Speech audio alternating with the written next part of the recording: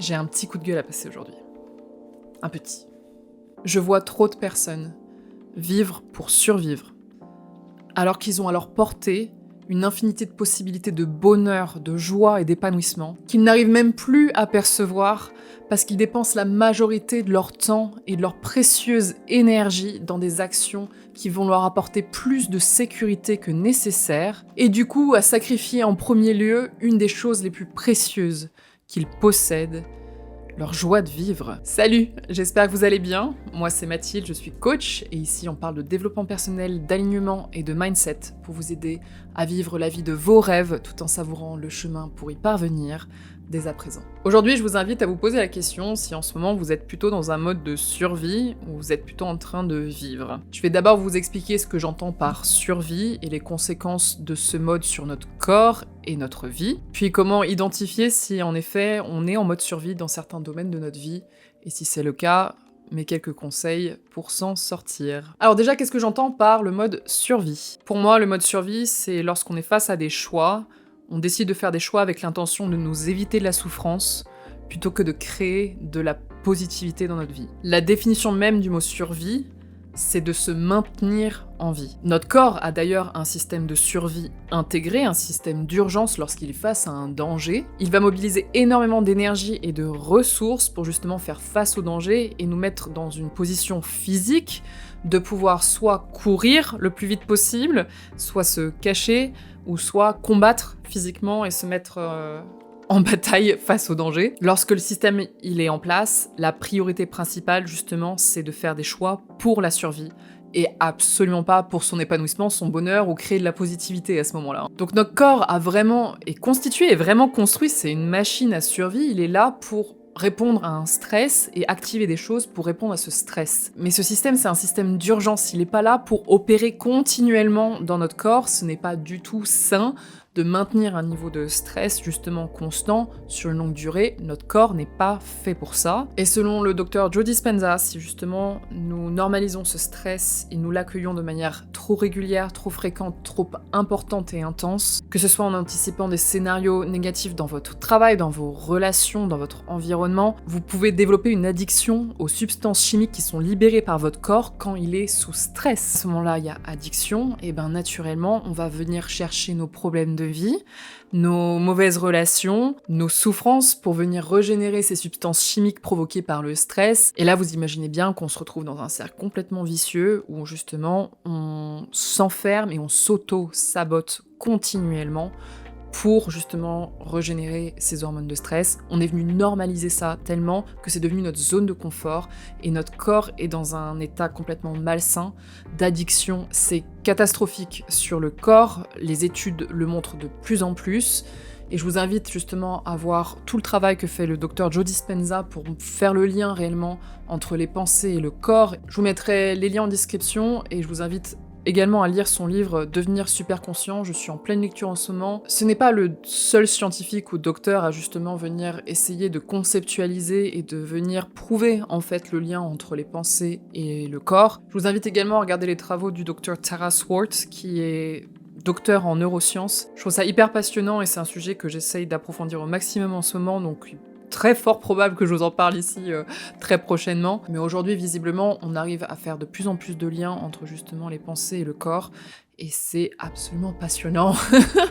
Mais concrètement, comment est-ce qu'on sait si justement on fait des choix par survie ou est-ce qu'on fait vraiment des choix pour vivre, quoi ? Est-ce qu'on est vraiment dans ce mode de survie et dans quel domaine de notre vie ? Voilà, comment on identifie réellement qu'on est dans cet état-là. Pour moi, il peut y avoir plusieurs indications, et voyez-le aussi par domaine de vie, c'est-à-dire que vous êtes peut-être pas en mode survie sur tous les domaines de votre vie, vous pouvez peut-être être en mode survie sur juste votre sécurité financière, par exemple, et probablement parce qu'il y a une peur attachée, on va en venir, mais souvent à la racine, il y a quand même une peur assez profonde qui vient nous provoquer ce système de survie. Le premier, ce serait de savoir si dans ce domaine de vie, En particulier, est-ce que lorsque vous êtes face à faire des choix, peu importe les choix en fait, vous passez en mode défensif et que vous faites ces choix-là pour justement vous défendre d'un éventuel danger, quelque chose que vous n'avez pas envie de ressentir, quelque chose que vous n'avez pas envie d'expérimenter, et que vous priorisez ces choix-là par rapport à des choix qui pourraient être un peu plus sains, avec peut-être en effet une prise de risque un peu plus saine, parce que l'intention derrière, elle est de vous apporter de la positivité, de créer des choses positives, comme s'apporter de l'épanouissement, un challenge, une sensation de grandir, plus de bonheur, voilà, toutes ces belles choses de la vie. Est-ce que vous vous en privez? Est-ce que vous faites ces sacrifices-là, en fait, pour prioriser vraiment des choix qui sont là pour vous éviter de la souffrance? Est-ce que vous anticipez également tous les pires scénarios? C'est-à-dire que dans ce domaine de vie-là, vous focalisez sur les pires scénarios qui peuvent arriver, et dans ce cas-là, vous êtes justement dans un but principal qui est absolument d'éviter ce pire des scénarios. Est-ce que vous sentez que votre vision, elle est focalisée entièrement sur le négatif et de tout ce qui peut arriver de pire?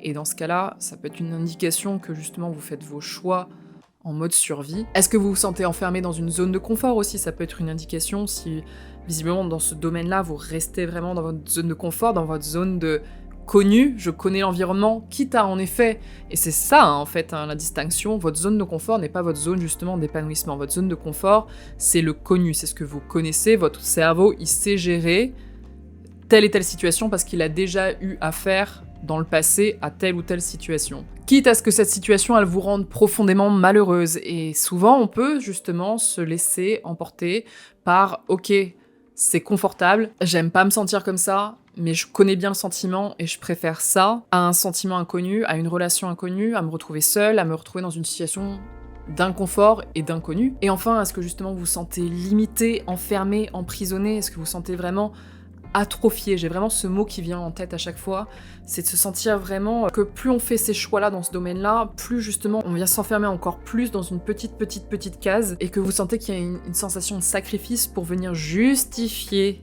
un sentiment et justifier en fait des actions qui sont là en fait parce que vous percevez un danger. Et oui, parce que je vais mettre le mot dessus, c'est une perception de danger à ce moment-là, puisque vous êtes justement dans un scénario d'anxiété qui est pas lié en fait à un stress imminent, à part en effet si vous faites courser par un lion à ce moment-là, mais c'est rarement le cas. C'est que vous avez activé votre mode de survie à un moment donné où justement il n'y a pas de danger imminent, et ça c'est parce que vous avez perçu un potentiel danger dans votre futur plus ou moins proche. Faites attention ici, justement, à reprendre conscience que souvent, et très souvent, c'est plus de la perception de danger que réellement, physiquement, un danger.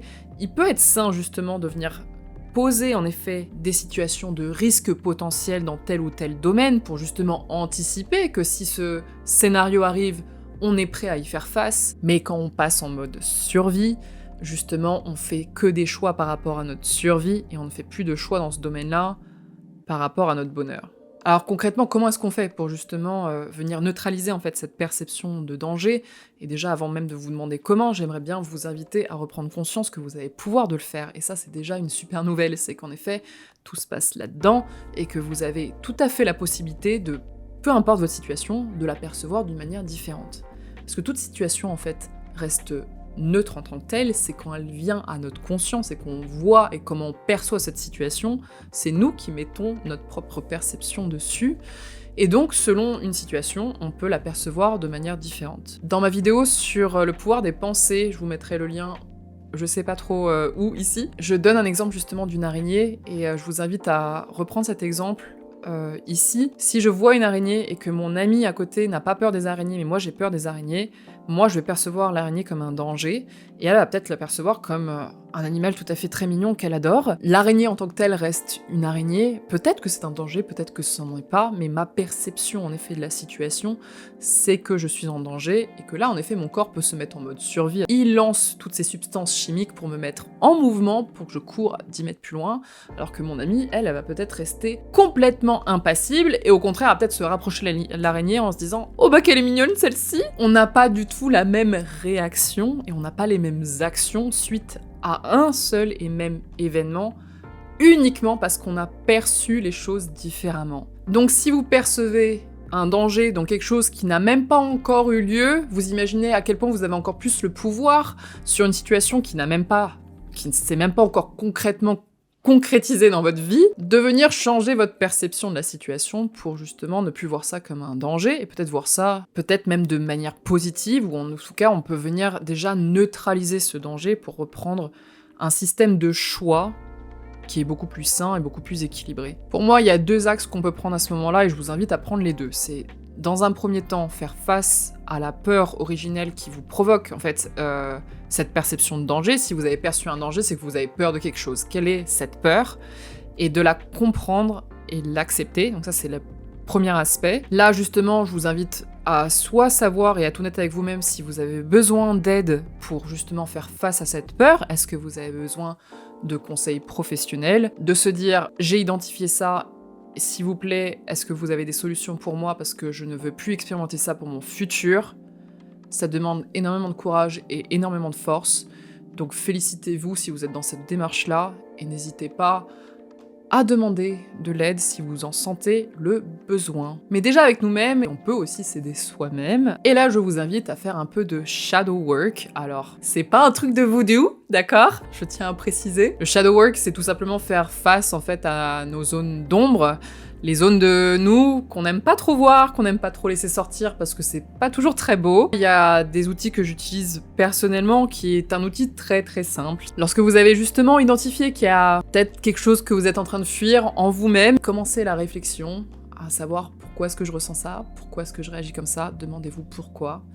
Je vous inviterai toujours à aller à la racine des choses, parce que plus on vient mettre de la lumière là-dessus, et ben justement, enfin c'est pas un mauvais jeu de mots, mais si on met de la lumière sur des ombres, et ben c'est plus de l'ombre, et on y fait face, et c'est le but du shadow working. Je vais vous donner l'exemple de la jalousie, par exemple, si tout d'un coup vous vous sentez jaloux ou jalouse, là c'est un excellent travail de shadow working que vous pouvez faire, au lieu de vous dire juste de subir votre réaction de jalousie, de vous demander pourquoi est-ce que vous êtes jaloux.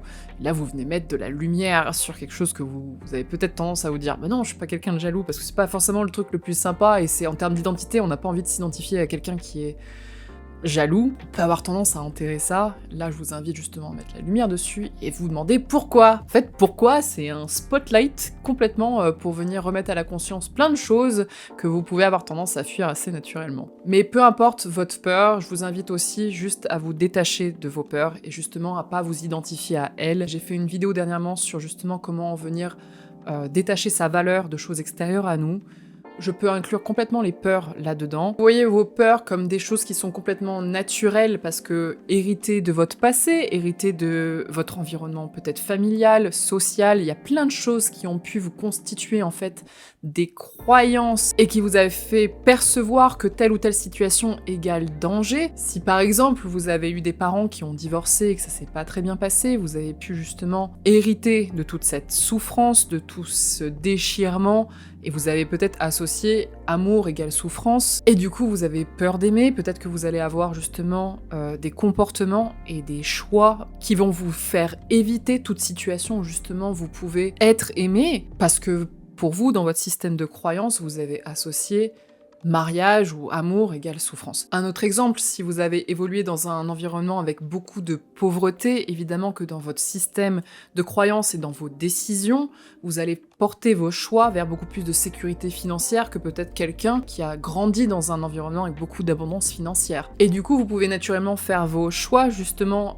pour votre futur et votre présent par rapport à tout ce qui s'est passé dans votre passé. Et c'est comme ça que l'humain fonctionne, c'est souvent parce que justement est venu s'ancrer dans son système de décision et de priorisation des choix qui sont guidés par rapport à nos envies, par rapport à nos peurs. Et quand on a été traumatisé par justement beaucoup d'expériences qui nous ont apporté beaucoup de souffrance, on peut très facilement rentrer en mode survie à l'extrême et voir tout avec pessimisme et du coup se bloquer complètement à de l'épanouissement et plein de belles choses et plein de positivité quant à ce domaine de vie, quoi. Donc je vous invite dans un premier temps, déjà, accepter vos peurs. Elles sont là par rapport à votre passé. Et vous avez le pouvoir de décider si elles contrôlent votre futur. Ça va demander du travail sur vous-même. Et vous pouvez faire ce travail-là avec des professionnels ou avec vous-même. Vous êtes maître de votre vie, donc c'est à vous de décider comment y faire face. Mais si vous voulez générer beaucoup plus de joie, d'épanouissement et de bonheur dans votre futur, c'est un travail nécessaire. Et votre futur vous en remerciera très, très, très fortement. J'espère que je vous ai pas fait peur quant à cette première partie justement de faire face à ces peurs. Mais ma deuxième approche, d'aller venir mettre son focus sur le positif. Et là, on peut faire appel à ce fabuleux outil qui est la gratitude. J'en ai fait une vidéo que je vous mettrai là et je vous invite très fortement à la regarder, particulièrement si vous avez envie de développer cet aspect-là de votre vie. Parce que personnellement, la gratitude, ça a transformé ma vie et je vous en parle un peu plus dans la vidéo. En effet, comme c'est une question de perception, si on se focalise vraiment sur le négatif, eh ben on va avoir tendance naturellement à chercher le négatif. C'est un peu comme ça que notre cerveau fonctionne. Et à l'inverse, si on se focalise plus sur le positif et qu'on voit déjà toute l'abondance de tout ce qu'on possède déjà autour de nous, en nous, avec nous, je peux vous dire qu'il y a une abondance de choses pour lesquelles vous pouvez être reconnaissant là, maintenant, tout de suite. Que ce soit dans le domaine de vie en particulier qui vous pose problème et dans lequel vous pouvez peut-être être en mode survie actuellement. Si vous n'arrivez pas à voir le positif dans ce domaine-là en particulier, regardez dans les domaines de votre vie autour, mais regardez aussi votre environnement autour de vous, pas forcément sur un domaine, et physiquement aussi, tout ce qui se passe autour de vous. On peut toujours aller chercher en fait des choses pour lesquelles on est reconnaissant, des choses pour lesquelles vraiment on se sent mais c'est génial d'avoir ça dans ma vie, c'est génial d'avoir eu ça dans ma vie, c'est génial d'avoir cette relation dans ma vie, je suis tellement reconnaissante pour telle ou telle chose, telle ou telle personne, et de se focaliser et de venir approfondir en fait ce sentiment de reconnaissance au maximum. Même si vous avez qu'une chose, sur une chose, vous pouvez aller chercher plus de dimension et de profondeur dans ce sentiment-là. Des fois on peut se dire « Ouais, c'est vrai que je l'aime bien cette copine, j'aime bien cette relation ». Je vous invite à aller un petit peu plus profondément à ce moment-là et de se dire « Ah non, mais vraiment cette personne elle est géniale, je suis hyper reconnaissante de l'avoir dans ma vie pour telle raison ». J'adore comment elle me fait rire, j'adore comment elle me fait me sentir, j'adore me sentir aimée et soutenue par cette personne. C'est génial d'avoir ça. Plus vous allez cultiver ça dans votre vie, plus vous allez opérer de manière saine, particulièrement si vous êtes en mode survie, parce que vous avez mis votre focus sur beaucoup trop de négativité, et il faut venir récompenser avec beaucoup plus de positivité, et rien de mieux que la gratitude, parce que c'est accessible là, maintenant, tout de suite, et vous pouvez déjà aller chercher ce sentiment de positivité là, maintenant, tout de suite, et pas vous dire plus tard dans le futur, quand j'aurai ci, ce sera mieux, plus tard dans le futur, ce sera plus positif parce que j'aurai fait telle ou telle chose. Non, moi je vous invite justement, quand vous êtes en mode survie, à venir voir ce que vous pouvez faire là, maintenant, tout de suite, et vous avez toujours le contrôle de percevoir les choses d'une manière différente, donc vive la gratitude. Pour conclure, je voudrais vous faire une petite piqûre de rappel qui peut être nécessaire, mais c'est qu'on n'a qu'une vie. Alors il y a débat, en effet là-dessus, mais vous avez cette vie. Vous êtes créateur de votre vie, vous avez le contrôle sur votre vie. Vous êtes aux commandes, vous êtes la seule personne responsable de votre vie et de votre bonheur. C'est une citation d'un livre que je vous mettrai plus bas en description qui peut peut-être vous aider également. Je crois que c'est de Ta deuxième vie commence quand tu comprends que tu n'en as qu'une. Et donc c'est pas un hasard que je vous cite ça maintenant en vous disant que justement vous avez qu'une vie. Donc profitez-en. Vous avez un devoir avec vous-même, c'est de vous rendre heureux, de vous rendre accompli, de faire des choses qui vous épanouissent. Ne l'oubliez pas, le mode survie, il est là pour vous faire survivre. Il est là temporairement pour justement continuer à vivre. Mais n'oubliez pas la partie de vivre, s'il vous plaît. Je vous parle de quelqu'un qui a vraiment eu des révélations sur ce sujet-là, qui a décidé de remettre uniquement de la survie à un moment donné où il y en aurait besoin, mais d'être complètement dans un mode de je veux me créer plein d'expériences de vie pour m'apporter de l'épanouissement, du bonheur, de la joie. Mais bordel, pourquoi est-ce qu'on se priverait de ça? Demandez-vous pourquoi est-ce que vous sacrifiez tout ça pour telle ou telle chose. Revenez prendre conscience de si jamais vous sacrifiez votre bonheur, votre épanouissement et vous faites des sacrifices et vous vous sentez dans un mode où vous prenez des décisions pour vous justifier des choix qui vous rendent malheureux. Une fois que vous savez pourquoi vous le faites, soit vous acceptez d'être dans le malheur parce que c'est un sacrifice nécessaire pour quelque chose qui va vous apporter, pour quelque chose qui va peut-être apporter du bonheur à quelqu'un. Je dis pas justement qu'il faut être complètement égoïste, mais déjà revenez prendre conscience de pourquoi vous opérez comme ça. Et si vous décidez justement de ne plus accepter, si vous en avez marre de subir ce mode de survie qui vous rend profondément malheureux et dans un mal-être dans lequel vous n'avez pas envie de continuer à opérer pour votre futur, faites face, faites front, prenez le temps qu'il vous faut, prenez l'aide qu'il vous faut, mais allez-y et revenez prendre conscience réellement de tout ce que vous avez déjà et venez rééquilibrer votre perception avec la gratitude. Reprenez conscience de toute l'abondance, de belles choses qui sont à votre portée là maintenant, tout de suite, pas dans votre futur, là maintenant tout de suite. Et appréciez ça au maximum, savourez votre vie. Vous n'en avez qu'une, ou en tout cas vous avez celle-là. profitez-en, savourez-la, expérimentez tout ce que vous avez envie d'expérimenter et allez-y. Laissez-vous guider par votre cœur, votre intuition, par plein de belles choses pour vous apporter et créer des choses plutôt que de subir vos peurs. Vivez. Voilà, j'espère que cette vidéo vous aura plu. Je me suis un peu chauffée, mais justement, je pense qu'on a besoin un petit peu de coups de pied aux fesses de temps en temps parce que j'ai pas envie qu'on se retrouve tous à 80 balais à se dire je suis passée à côté de ma vie parce que j'ai trop subi mes peurs et j'ai pas assez suivi mes envies. Donc je voudrais nous éviter, à vous comme à moi, ce genre de discours pour notre futur. Si vous ressentez le besoin d'être coaché, je vous invite à regarder mes liens en description. Et en attendant, je vous souhaite une excellente semaine et je vous dis à la prochaine vidéo. Salut!